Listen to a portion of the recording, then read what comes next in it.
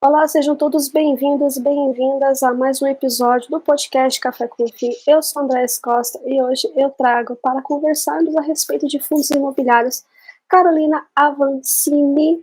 espero falar certo, da Certo. Clave Capital, sobre o Clean 11, né? Esse fundo aí que vem sendo muito comentado no mercado e foi até uma sugestão que eu trouxesse vocês aqui da gestão para falar a respeito desse fundo. Carolina, seja muito bem-vinda. Obrigado por você ter aceito de pronto o meu convite. E vamos aí, eu quero que você se apresente para o pessoal que não te conhece e também a Clara.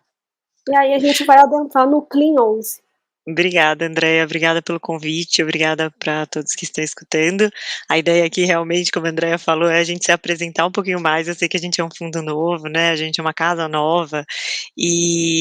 mas assim, o importante é que a gente tem muitos profissionais aqui com bastante experiência de mercado, então eu acho que essa combinação traz aí a gente fazer um fundo bem legal aí para o investidor no geral, e a gente está disposto a atender as dúvidas aí e sempre disponíveis para qualquer dúvida, qualquer sugestão, aí a gente também atender os nossos investidores. A princípio, queria apresentar então um pouquinho o que é a Clave, depois um pouquinho mais o fundo. Aí eu fiz uma apresentação breve aqui, a gente pode passar por ela, e acho que é interessante aqui a gente falar, a Clave, ela é uma gestora que foi fundada em 2021 por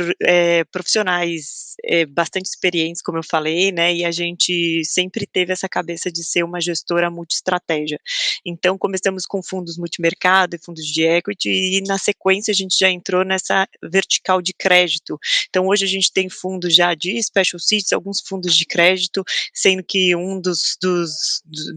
profissionais que toca os fundos de crédito é o Mariano, que veio da Apollo, que é super conhecido aí no mercado também.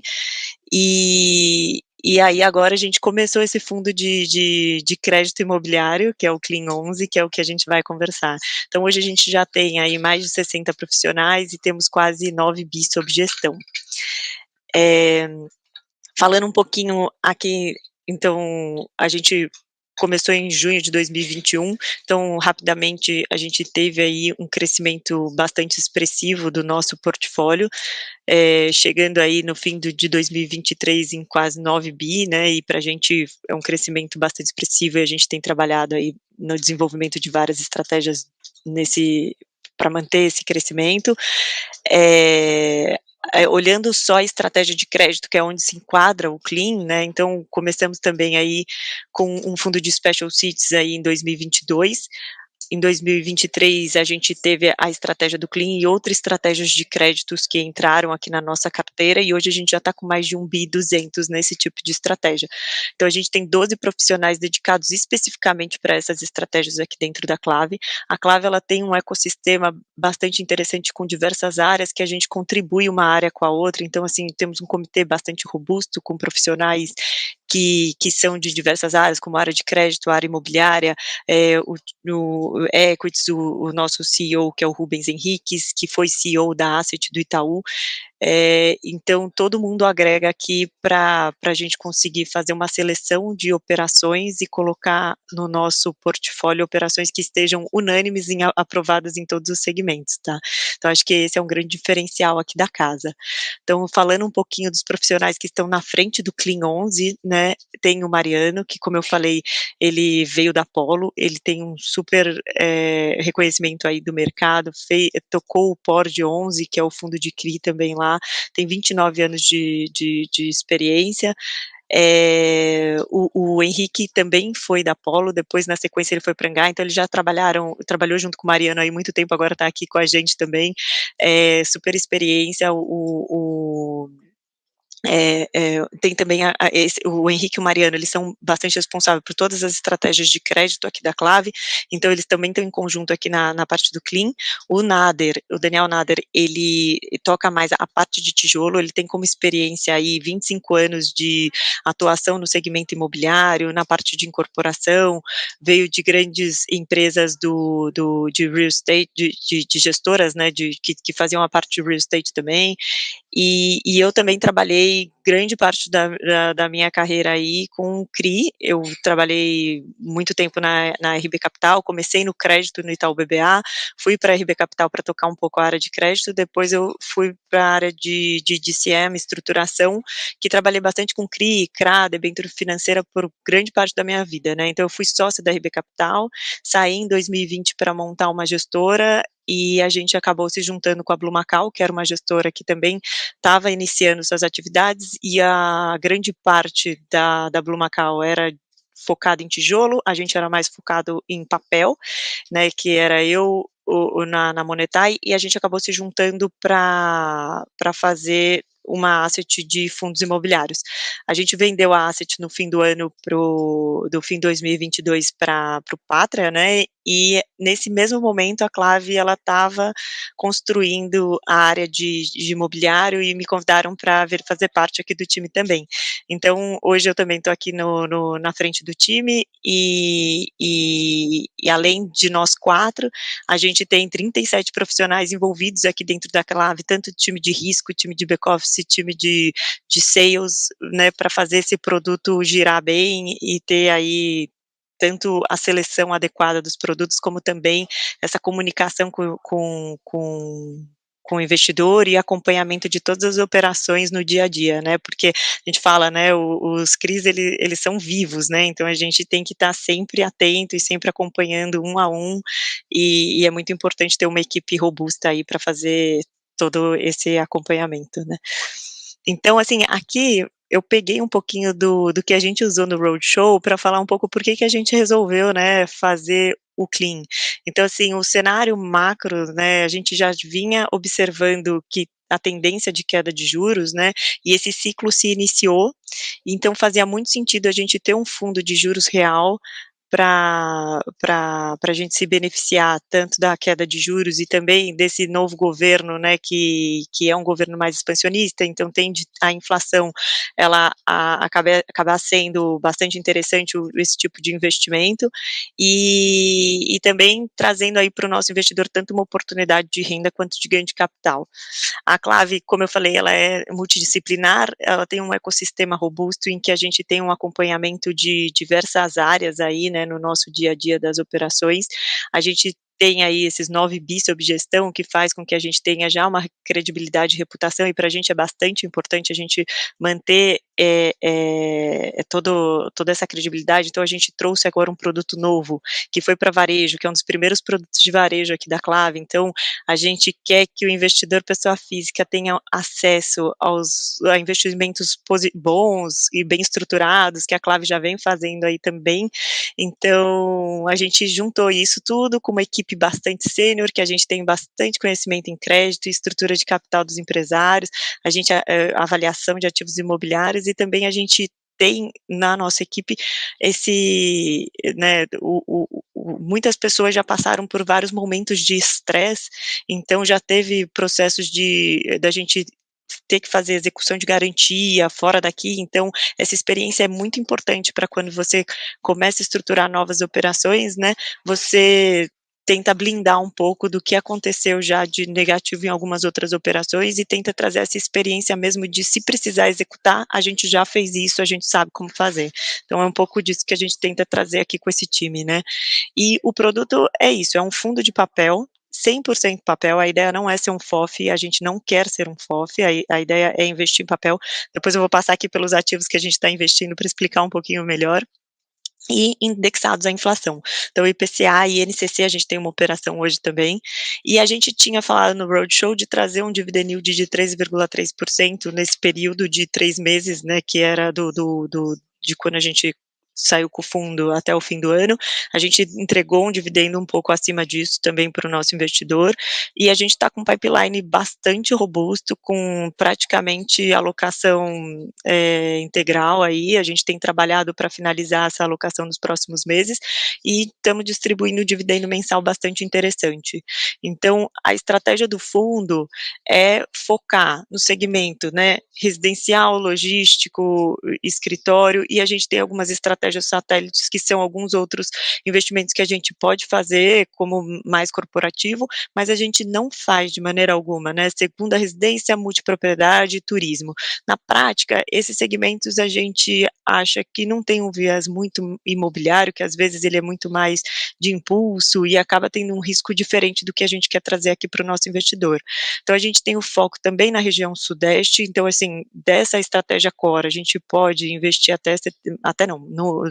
pelo menos 70% do fundo vai ser investido nessa estratégia core, e os 30% a gente trabalha aí com outras regiões, com CRIs de outras modalidades, mas que façam bastante sentido, e pode até ter um pouquinho de CDI de maneira tática, como é o que a gente tem já agora no nosso portfólio. Então, deixa eu fazer aqui. Então, falando um pouco do que a gente já entregou com base em janeiro de 2024, né, no nosso fundo. Então, a gente está com uma carteira que tem uma duration média de 3,4 anos, 89% dos nossos CRIs, eles são indexados à inflação, a gente tem 11% em CDI de maneira tática, como eu já mencionei, o spread da carteira hoje ele está IPCA mais 9,83, que é uma AB mais 4,19. Aí ontem a gente estava conversando, a Andrea falou, explica um pouquinho o que é essa NTNB mais 4,19. Então, assim, só para explicar que a NTNB é um título do Tesouro, né, então a gente entende que é uma taxa livre de risco, que o investidor ele tem acesso a esse produto, e só que ele é um produto que tem tributação, né, tem imposto de renda e ele é aquele imposto de renda regressivo. Então, o nosso fundo, ele é isento de imposto de renda e entrega 4,19% acima da NTNB, a carteira, né, então a gente ainda depois fez um estudinho de sensibilidade, que eu vou mostrar aqui mais para frente, para mostrar para o investidor o que ele tem que olhar e como a gente mostra o rendimento que esse fundo está trazendo, né. Então a gente distribuiu aí R$ 4,19 por cota nesse período de 4 meses, que representa 13,82% anualizado, e comparando com os principais fundos aí do mercado e fundos que a gente considera que são, que a gente admira, que fundos bastante importantes, que têm um trabalho legal e que têm um resultado legal, a gente está entregando aí um retorno acima. Isso tem trazido para a gente aí bastante um conforto aí, e estamos bastante positivo aí que nossa carteira ela tem uma qualidade e está com uma remuneração interessante. Então falando um pouquinho daquela planilha de sensibilidade que a tabelinha de sensibilidade, a gente tem no nosso site lá da Clave essa tabelinha, e a gente vai, eh atualizando ela mensalmente, conforme a gente vai divulgando o nosso relatório gerencial, e na prática é isso, né, o investidor olha nessa coluna de preço de mercado, qual que é o preço que está sendo praticado no secundário, e ele consegue ver qual que é a remuneração que a carteira está trazendo para ele, né. Então se você olhar esse carteira IPCA menos taxa de administração, que é a quarta coluna, você vai ver que, por exemplo, hoje que está sendo negociado a R$ 95 a cota, é como eu recebesse 8,78% mais IPCA isento de tributação. Então, assim, a gente entende que é um investimento bastante interessante, e eu vou mostrar um pouquinho o risco que a gente tem aqui na nossa carteira, que não é nada high yield, a gente é considerado um mid yield, né, que a gente põe algumas operações high grades, a gente põe algumas operações bem estruturadas, e a gente não entra naquele extremo de risco em que traz aí uma taxa realmente muito alta, mas também um risco muito elevado. A gente entende que não é esse perfil de risco que a gente quer colocar no portfólio. Então, nosso patrimônio líquido hoje está em torno de 435 milhões, e o último dividend yield foi anualizado de 13,53%. Então falando só um pouquinho da nossa carteira, né, então a gente tem aí 86% alocado em IPCA e 3% em INCC. A ideia é essa de ter vários índices mesmo de inflação, e GPM a gente é um pouco mais restrito, mas dependendo do momento pode ser que tenha alguma coisa, e a ideia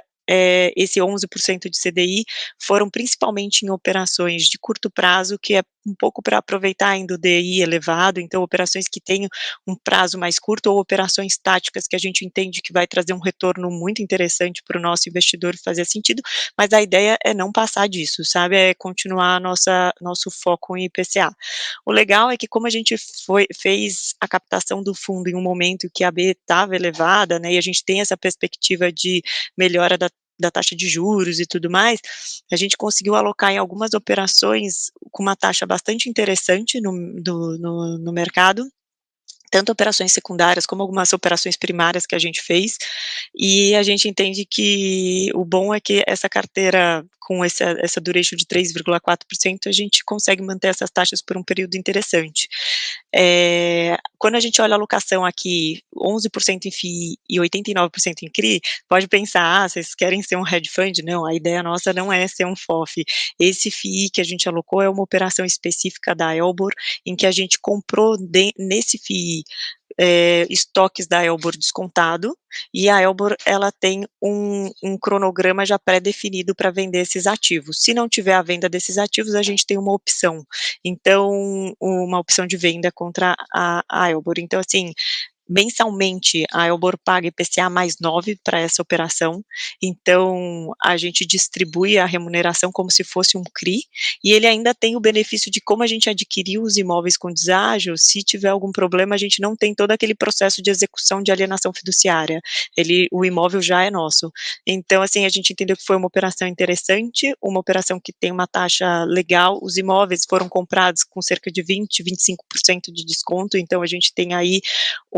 um valor bem interessante dos imóveis em caso de necessidade de venda, né, e a operação vem performando bem, assim, agora em fevereiro foi a gente teve uma amortização, porque tiveram a venda de alguns ativos, né, mas essa operação tá tranquila, também super performando, e ela é mais ou menos um CRI, tá.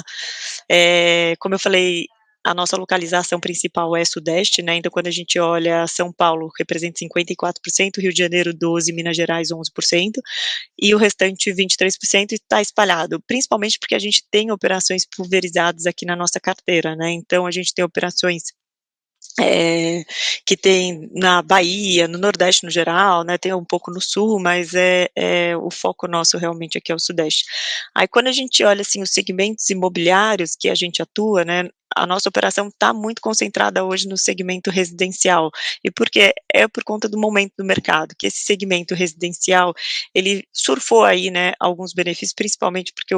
na baixa renda, por exemplo, Minha Casa Minha Vida, o governo trouxe novos incentivos, aumentou aí o limite de financiamento, aumentou a utilização do FGTS, as taxas de juros também reduziram, então algumas operações que a gente tem que são no segmento mais de baixa renda, foi muito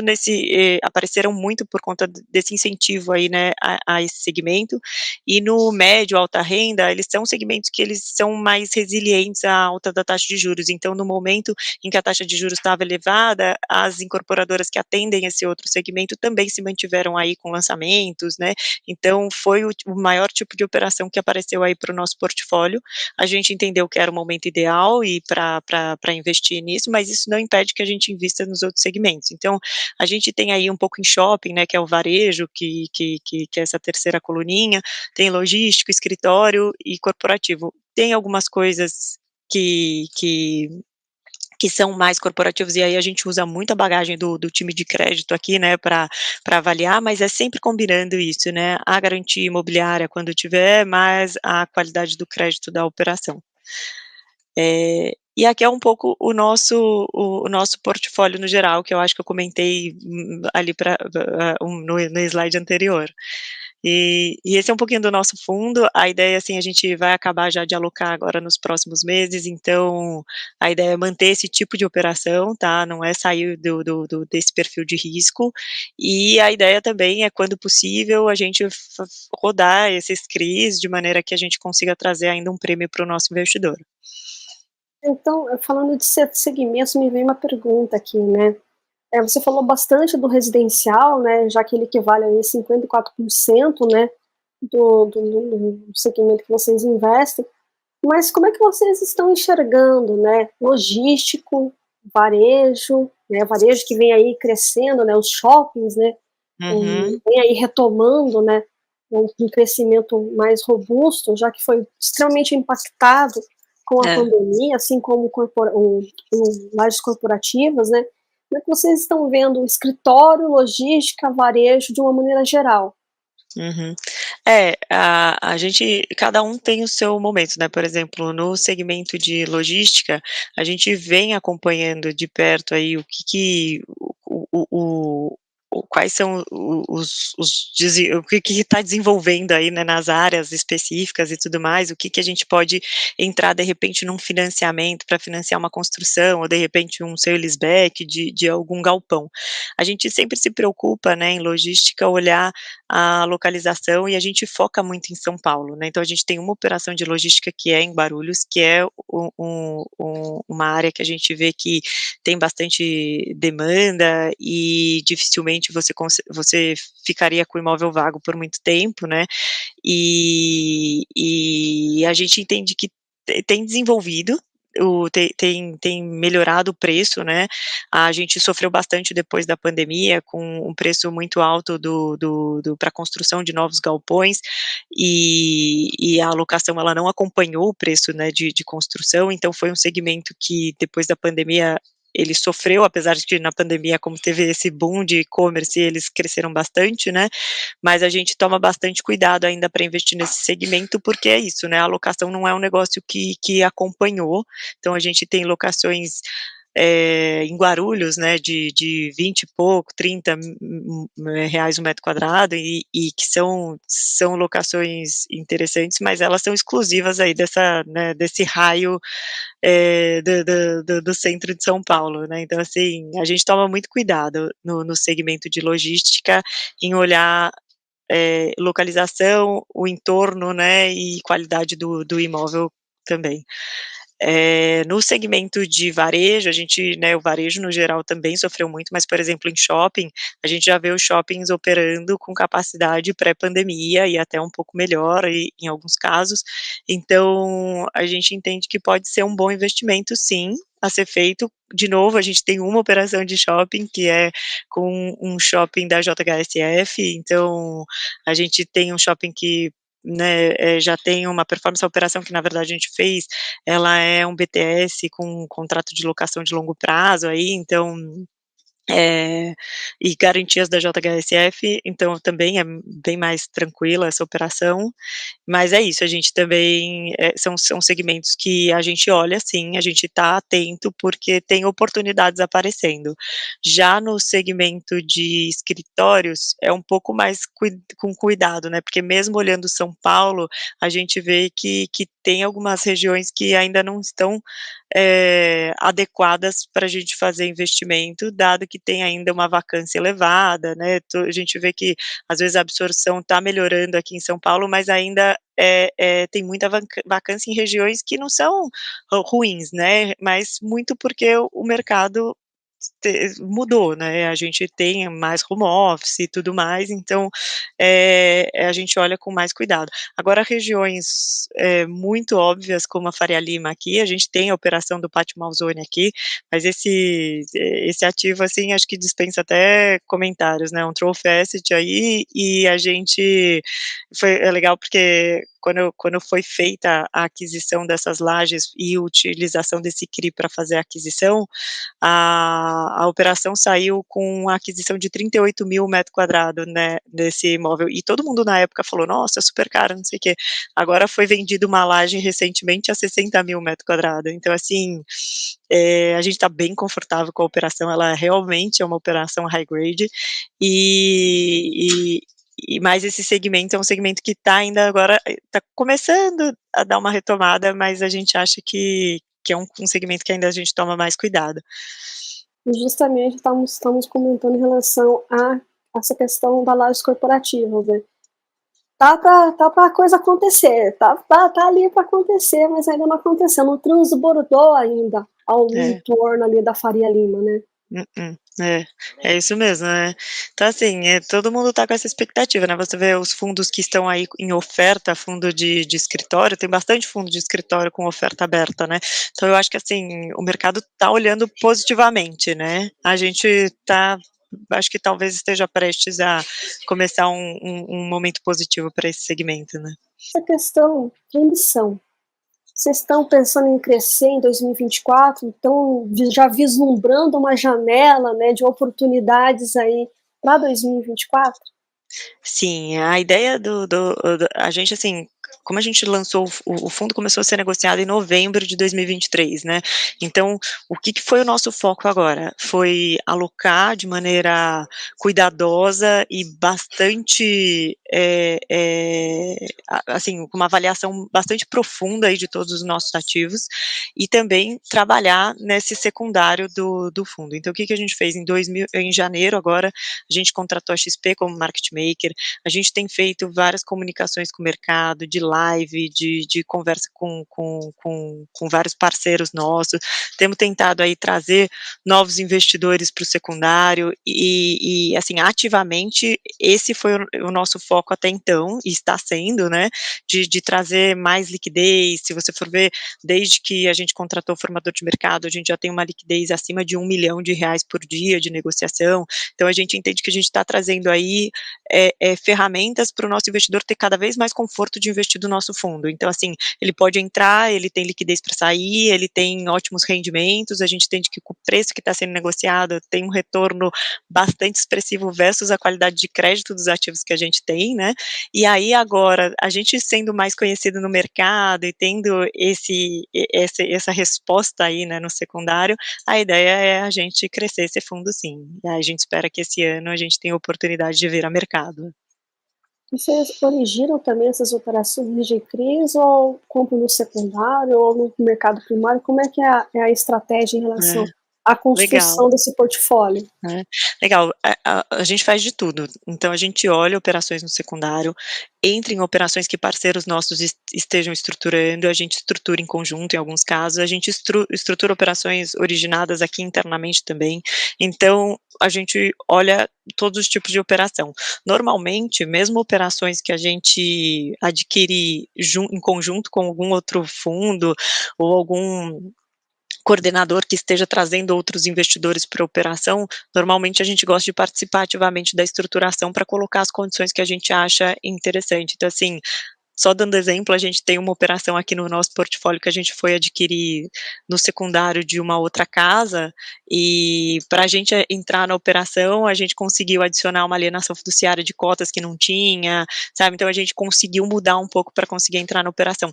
Isso eu acho bem legal, porque toda operação acaba tendo um olhar nosso, um olhar e uma estruturação nossa mais, forte, né. Aí essas operações que a gente adquire no secundário também, assim, a gente faz uma diligência bem alta, a gente vê se a estrutura está condizente com todos os riscos que a gente visualizou, então, a gente não tem nenhuma restrição também de comprar no secundário. Elas são mais sênior, subordinada, mezanino, ou vocês não trabalham com subordinada, como é que é? Não, a gente, assim, a gente tem, por exemplo, essa operação da IBL, que é do galpão logístico em Guarulhos que eu mencionei, a gente tem uma série mezanino. Aí a gente estruturou essa operação e, assim, na estrutura, o que a gente coloca algumas coisas que deem conforto, né, assim, não é que a gente não vai fazer mezanino, subordinada. Se tiver o risco retorno adequado, a gente vai entrar. Então, assim, a grande parte das operações aqui, elas são série únicas ou séries, ou 2 séries, mas sem subordinação, mas a gente tem essas mezanino, por exemplo, vou só dar o exemplo dessa da IBL, por exemplo, a gente comprou a mezanino dessa operação, mas o que que a gente colocou em contrapartida? É um contrato de BTS de longo prazo com uma empresa que ela tem positivamente melhorado o seu balanço, ela tem uma alavancagem super baixa hoje, e a gente analisa aí no dia a dia, então, assim, o risco dessa operação é um contrato de BTS que está sendo pago, e tem um imóvel com muita qualidade. A gente já conversou com diversos players no mercado, eles falam: "Meu, pelo preço da dívida desse imóvel, eu compro", sabe. Então, assim, a gente sabe que tem uma liquidez bem fácil numa execução, e ainda assim a gente tem um LTV de 70%, mesmo sendo uma mezanino, né. E o que que a gente colocou de trava nessa operação, que eu acho interessante, a gente colocou que se tiver qualquer situação de default, a gente, mezanino, tem 1 ano para fazer o esforço de venda desse ativo, e de maneira que a sênior não pode falar: "Ah, vende esse ativo pelo valor da sênior e quita a dívida logo". Então a gente tem ainda 1 ano para trabalhar a venda do ativo com o nosso esforço, e a sênior não pode dar o palpite. Depois disso vai para leilão e tudo mais, que é o rito normal de uma execução de alienação fiduciária. Mas isso traz um conforto bastante adicional aí para essa operação. Então é isso, a gente trouxe um super conforto que a gente entende que faz sentido e ainda conseguiu uma mezanino com uma taxa de IPCA mais 11,3, por exemplo, que é uma taxa bem interessante aí para o fundo, né? Você falou de robustez, né, dando ainda a sequência das garantias, que acho que é um ponto que os investidores eles ficam um pouco, e se precisar, né, como é que funciona isso, né, essa execução aí? A gente sabe que o nosso judiciário ele é um pouco devagar, né, mas apesar que está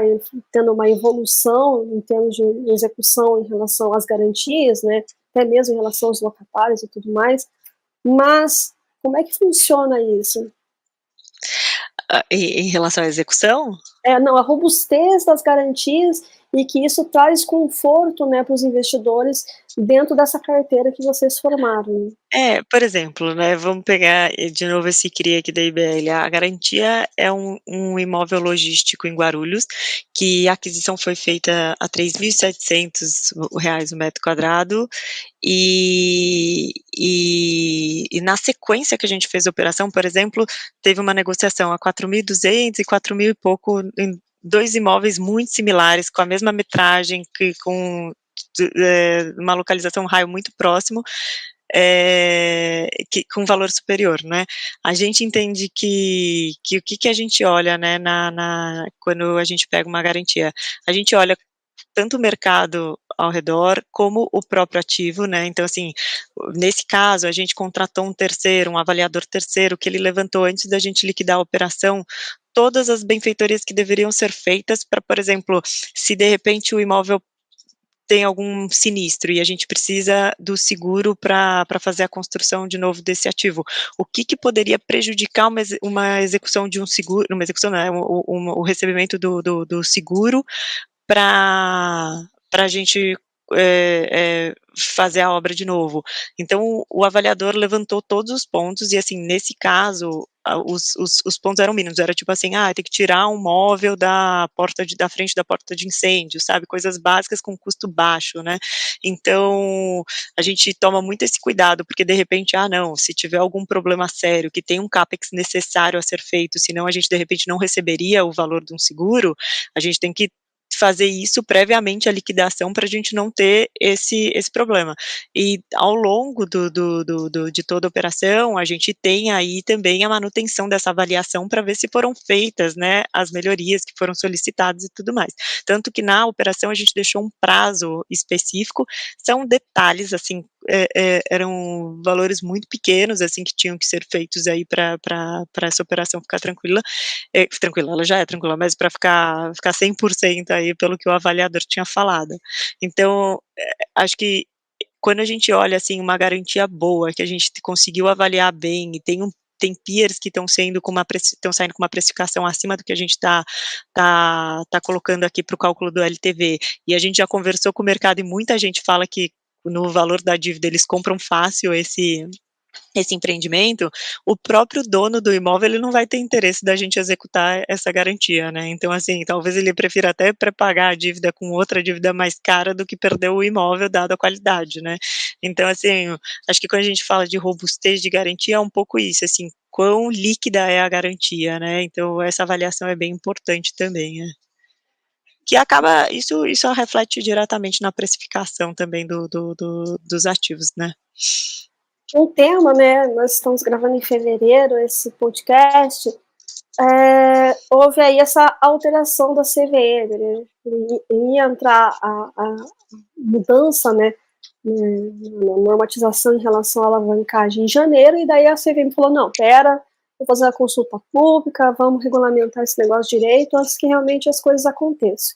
Não que a alavancagem não era feita antes, pelo contrário, mas tinha mecanismos, né, para que você fizesse essa alavancagem. Como é que, né, você, enquanto time de gestão, está observando essa mudança? Realmente vai ter? Como é que realmente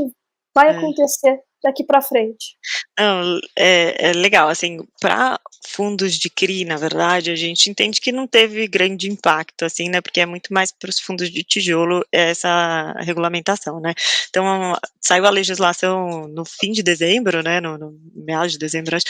e autorizando você onerar ativos do fundo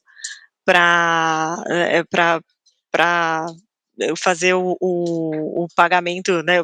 para garantir obrigações que o fundo tinha tomado, né. Então, assim, o que que facilita nisso, né, o que você falou, antigamente já era feito, né, quando você vai fazer a venda do imóvel, o vendedor, ele faz a alienação fiduciária do ativo antes de entrar no fundo, se ele não for também um fundo imobiliário, senão você cria um monstrinho lá com uma SPE para conseguir fazer essa estrutura.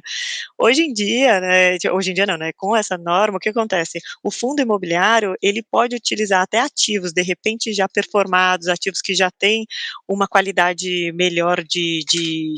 locatário, de segurança de receita, para garantir alguma outra obrigação, alguma outra aquisição que ele venha fazer, ou alguma dívida, né, que ele venha tomar, e até ajuda a reduzir o custo da dívida dele, dado que ele consegue colocar um ativo com maior qualidade, né. Então, assim, no geral, estava facilitando todo esse processo, né, de fazer a alavancagem nos fundos, só que é assim, a gente já via a CVM falando da ideia de regulamentar essa possibilidade de onerar os ativos, né, ou de se cobrigar, né, o fundo se cobrigar, com obrigações que ele tomava, que isso também não podia, né, e essa norma, essa regulamentação estava autorizando. Só que quando veio via lei, e agora a CVM fala: "Espera um pouco", né, tanto que ele fala que é temporário, né, essa decisão. Porque eu acho que é isso, você só autorizar isso e não explicitar o que que pode e não pode, talvez gere uma insegurança para o próprio gestor do fundo, se ele pode ou não pode fazer algumas coisas, né. Então eu acho que vir de uma forma da CVM mais regrado, é bastante importante para o mercado, dar segurança tanto para o gestor quanto para o próprio investidor, do que para ele ter mais certeza do que ele está comprando, e para os fundos não se alavancarem também de forma desordenada e acabar trazendo aí um malefício para o fundo. Então, na prática, eu acho assim: "Ah, poxa, saiu a lei em dezembro, agora a gente já, né, já toma o da CVM que não pode fazer", mas eu acho que é positivo no sentido da gente trazer mais conforto para as operações, né. Então, assim, para fundo de CRI, essa regulamentação acabou que não impacta, né, o que a gente, não tem ativos aí para fazer nesse sentido de onerar ativos imobiliários, porém a gente tem aí bastante operações de compromissadas aí que alguns fundos fazem, né, dessa compromissada aí reversa para a gente captar recurso do fundo para fazer alguns investimentos em novos CRIs, né. O que a gente entende aqui na Clave, aí é cabeça nossa de gestora, é que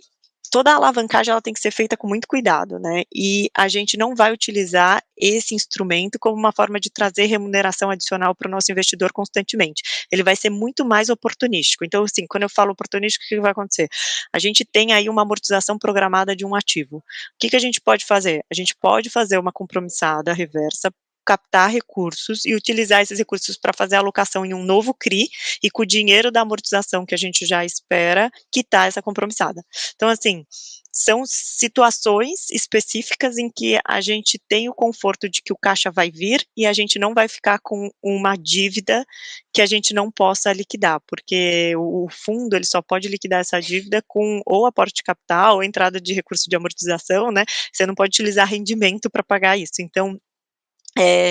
você acaba tem que tomar muito cuidado, né, porque a gente viu alguns fundos, principalmente quando o CDI estava muito baixo, porque normalmente essas compromissadas são feitas em CDI, e a gente tem que tomar muito cuidado em descasamento de ativo e passivo, né, mas alguns fundos acabaram que pegaram alguma compromissada para fazer uma oferta pública, então para adiantar essa alocação de recursos, e a oferta não saiu, o mercado mudou, o CDI começou a subir para caramba e começou a ter descasamento, porque você não conseguia amortizar. Então, assim, é perigoso, né, então, assim, tem que ser feito com cuidado, e a gente aqui, a nossa cabeça aqui é ser feita, assim, quando a gente tem bastante certeza de que o caixa vai entrar, sabe, então você pode utilizar esse mecanismo de uma forma benéfica para o investidor, né, então agilizar a alocação e trazer aí um retorno mais interessante para o investidor por um período também. Exatamente. Por quê? Porque ela tem um potencial, né, de ganho, se realmente ela for bem construída, bem estruturada, mas ela também tem um potencial gigantesco de um É. prejuízo caso realmente haja esse descasamento, né. Então, ou seja, tem que amarrar ali, tem que casar ali, né, uma operação com a outra para justamente não ter esse problema que a gente está vendo aí, que alguns fundos acabaram ocorrendo. Mas tem alguma operação dentro da carteira que, pela essa nova sistemática da CVM, não estaria dentro dali do que elas falaram, ou todas estão ok? É que todos os nossos financiamentos que a gente fez não foram financiamentos antigos, né, então, assim, Sim, a sim, sim. CVM não permitindo alavancagem, acabou que não impactou nenhuma operação nossa que, de repente, um fundo tinha dado de garantia diretamente para essa operação, né, então acho que desse ponto, assim, a gente não teria impacto nenhum para a gente aqui, né. Tá tranquilo. Então,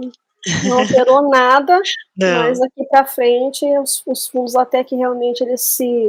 a CVM tenha algo mais concreto, tem que tomar um certo cuidado para que realmente não tenha problema, né? É, que eles não façam alavancagem direta, né, assim, continue nas estruturas que a gente já vinha fazendo até dezembro, né.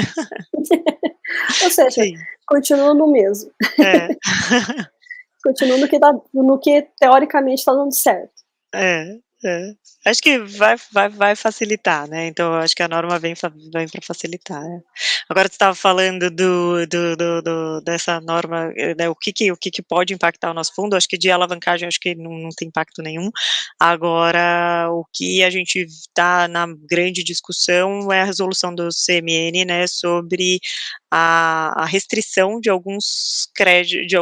lastros e Hum, alguns devedores para a CRIs, né. Acho que esse é o assunto aí mais em pauta aí do momento que impacta direto os fundos de CRI aí, né,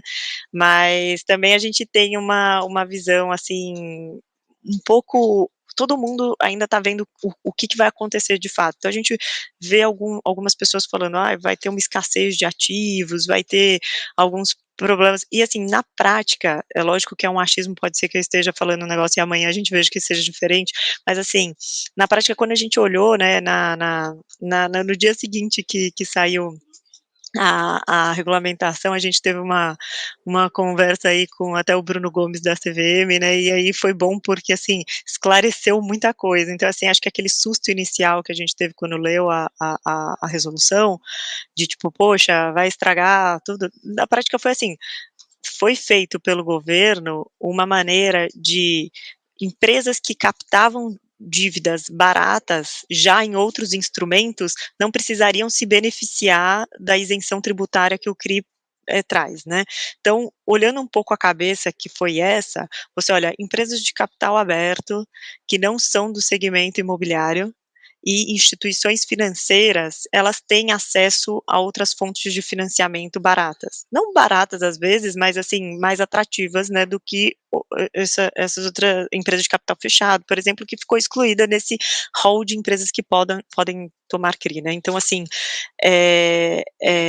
se você olhar essas empresas, instituições financeiras e tudo mais, a gente não tem esse tipo de ativo aqui na no nosso na nossa carteira, né. Então são operações normalmente muito mais high grades, operações que vão para varejo e que não é o foco do fundo. Então a gente entende que isso teria um impacto menos relevante para a gente. Já quando ele restringiu alguns tipos de lastro, como foi o caso do reembolso e contratos intercompany, né, a gente já vê que pode ser que esbarre um pouco, mas o porquê que a gente entende que não tem tanto impacto, né. Quando a gente pega os CRIs de reembolso, grande parte dos devedores das operações, eles tinham como destinação, investimentos futuros. Como pela norma você capta um recurso e quando você vai fazer via reembolso ou destinação futura, você tem que de 6 em 6 meses confirmar a destinação para o agente fiduciário, e na largada você já tem que sair com o percentual que você vai investir em cada ativo ao longo da operação. E aí se de repente você resolve mudar e tipo: "Ah, esse ativo aqui precisou de mais investimento", você tem que editar termo de securitização, então assim, é é um negócio mais burocrático. Então se você tem reembolso dos últimos 2 anos, que era o caso que foi muito embasado na lei das debêntures de infra, né, na 12.431, é nesse sentido de tipo facilitar a comprovação de destinação de recursos já na largada. Dado que não pode mais isso, você faz essa destinação futura. Talvez algumas operações vão sair com um volume um pouco menor por conta disso, mas a gente até deu um filtro aqui na nossa carteira, todo mundo que fez a operação com destinação de parte de reembolso, ele conseguiria fazer a comprovação futura. Então a gente também entendeu que não teria um impacto muito relevante. Já lastros intercompany, né, a gente tinha em algumas operações, tem uma empresa patrimonialista que ela faz uma alocação para outra empresa do grupo e cede esses recebíveis para um CRI. Isso não pode mais. Então, assim, do nosso portfólio tinha uma operação que tinha um lastro desse, que hoje ela não poderia ser feita, mas existem outras estruturas que você consegue fazer com essa empresa, de maneira que você consiga fazer uma operação de CRI. Então, assim, o mercado é bem criativo, né, então, você tira uma possibilidade que era utilizada, mas tem outras possibilidades que você faz investimentos imobiliários e consegue trazer aí para fazer lastro de CRI. Então, assim, até dando um exemplo, né, quando continua valendo você fazer uma emissão de dívida em empresa de capital fechado, que não seja do segmento imobiliário, para pagar a locação. Isso não foi uma restrição colocada. Então, assim, existem outros tipos de você fazer um tipo de lastro, né, em empresas que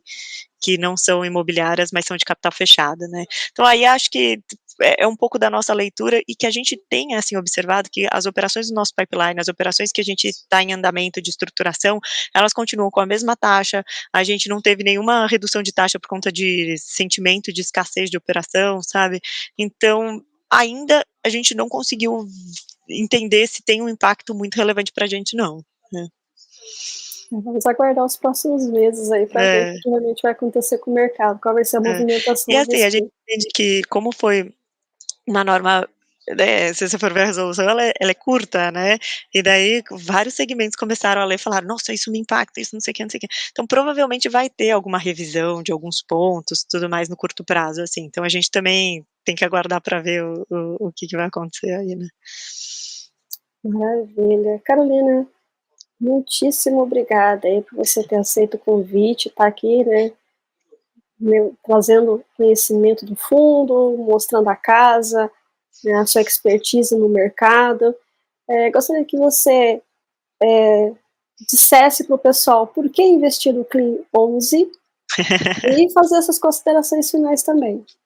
Legal, obrigada Andreia, obrigada a todos. Acho que assim, o Clean 11 acho que diferente,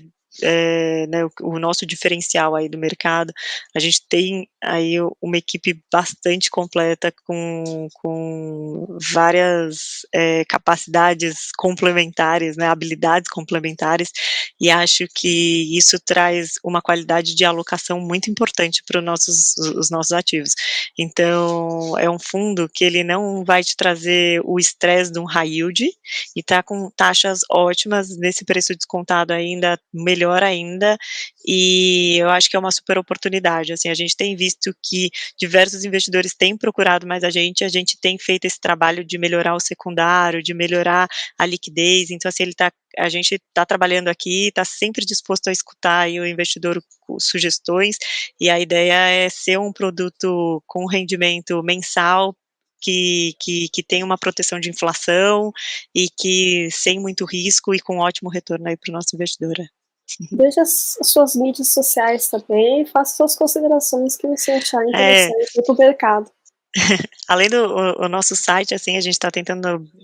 deixar ele bem completo, né, então, assim, a gente já divulga mensalmente uma live, um vídeo falando um pouco o que foi, o que aconteceu no mês e qual a nossa expectativa para o próximo mês, acho que é super interessante acessar lá e ver. A gente tem no LinkedIn, no Instagram, um canal da Clave em que a gente mostra aí assim, várias vezes o que tá, quais são os comentários que o mercado está fazendo do nosso fundo, o que a gente vai distribuir, quais são as novas atualizações que a gente tem feito no site, então acho que é bastante importante. E também tem no site, né, o nosso canal aí do RI também para quem quiser acessar e tirar alguma dúvida, né. Maravilha, vou deixar todos os links na descrição, tanto no YouTube quanto aí nas plataformas de stream, para você estar acessando e perguntando aí, ficou alguma dúvida, ficou algo aí não muito claro, entre em contato aí que vão responder prontamente, né, a todos É, vocês. sim. Mais uma vez, muitíssimo obrigada, Carolina. Obrigada aí. E, pessoal, até o próximo episódio do podcast Café com Fi. Tchau, tchau, tchau, tchau, Carolina. Tchau, tchau, obrigada.